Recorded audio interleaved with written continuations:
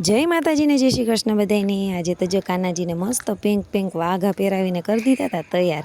ને પછી તો જો સાંજે અમારી સ્વીટીને જો બિસ્કિટ દીધું ને એટલે આપણે કેમ આમ ચામાં બોળીને ખાઈ એવી રીતે જો એને આમ પાણીમાં જો રોજ બોળીને ખાય ને જેવું બિસ્કિટ દઈને હું એની પ્યાલીમાં મસ્ત પાણીમાં બોળીને પછી જ ખાય પોચું પોચું કરીને એને મજા આવતી હશે ને।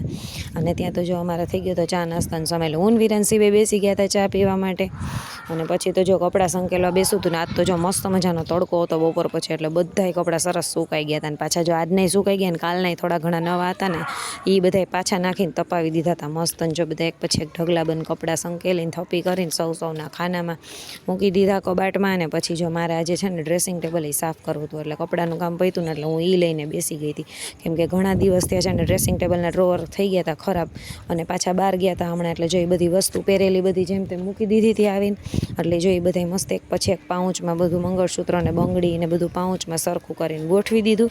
ત્યાં તો જો મારે આજે રસોઈનો સમય થઈ ગયો હતો એટલે જો કોરું મોરું મસ્ત મેં છે ને આજે ફ્લાવર બટેકાનું શાક બનાવ્યું હતું અને રસાવાળી સેવ ટમેટાનું શાક બનાવ્યું હતું, પછી ખીચડી બનાવી હતી ને રોટલી ને ભાખરી બનાવ્યા હતા અને સાથે જો પછી મારા સાસુએ કારેલાય સુધારીને મસ્ત રાખી દીધા હતા કાલ માટે।